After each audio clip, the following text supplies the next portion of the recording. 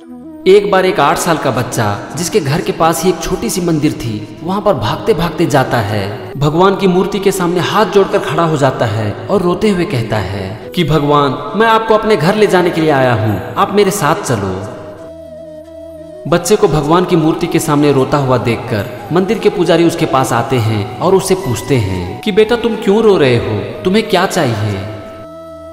इस पर वो बच्चा भगवान की मूर्ति की तरफ अपने हाथ से इशारा करते हुए कहता है कि मुझे भगवान चाहिए, मैं भगवान को आज अपने घर ले जाने के लिए आया हूँ। इस पर पंडित जी उस बच्चे से कहते हैं कि अरे बेटा, ये भगवान मंदिर में रहने के लिए बने हैं, तुम देखो यहाँ पर रोज कितने लोग आते हैं और भगवान की पूजा करते हैं, और अगर तुम इन्हें अपने साथ अपने घर लेकर चले गए तो बाकी सब लोग पूजा कैसे करेंगे।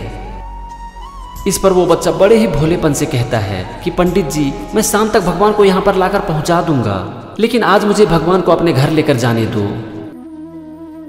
इस पर पंडित जी कहते हैं कि अरे बेटा, ऐसा नहीं हो सकता, तुम यहाँ से भगवान को लेकर नहीं जा सकते। यह सुनकर वो बच्चा कहता है कि पंडित जी, मैं भगवान को क्यों नहीं अपने घर लेकर जा सकता। अच्छा, शाम तक नहीं, मैं भगवान को सिर्फ 1 घंटे में ही वापस पहुँचा दूंगा, लेकिन मुझे भगवान को लेकर जाने दो प्लीज।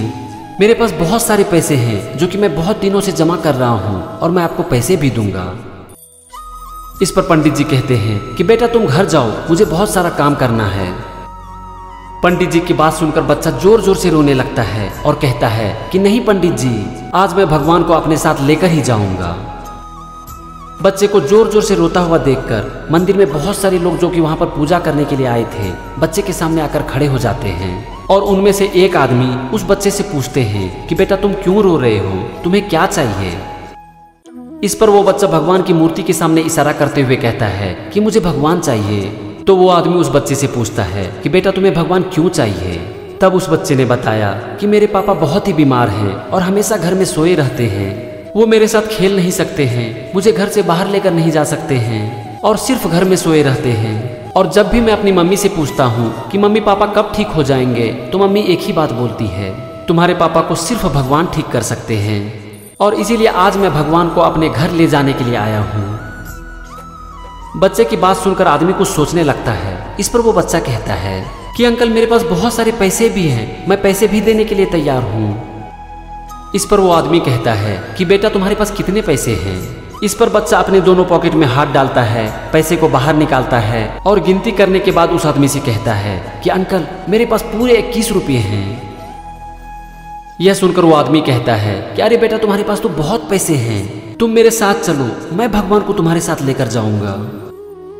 यह सुनकर वो बच्चा एकदम से खुश हो जाता है, झूमने लगता है, नाचने लगता है और उस आदमी को कस के पकड़ते हुए कहता है कि चलिए अंकल, चलिए भगवान को लेकर मेरे साथ। वो आदमी उस बच्चे को बाजार लेकर जाता है, 21 रुपये में भगवान की एक मूर्ति खरीदता है और बच्चे के साथ उसके घर चला जाता है। वो उसके पापा को ठीक से देखता है, उनकी मम्मी से बात करता है और उन्हें अगले दिन एक हॉस्पिटल में आने के लिए कहता है। बच्चे की मम्मी ठीक वैसा ही करती है। अगले दिन अपने पति को हॉस्पिटल लेकर जाती है, वहाँ उन्हें एडमिट करना पड़ता है, उनका वहाँ पर इलाज चलता है और कुछ दिन बाद वो ठीक होकर वापस आ जाते हैं। बाद में उन लोगों को पता चलता है कि वो आदमी कोई आम आदमी नहीं बल्कि एक बहुत बड़ा डॉक्टर था, जिन्होंने कि फ्री में उस आदमी का इलाज कर दिया।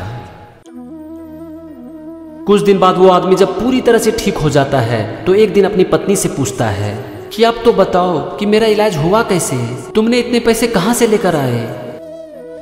इस पर उसकी पत्नी कहती है कि मैंने कुछ नहीं किया है, जो भी किया है हमारे इस बच्चे ने किया है।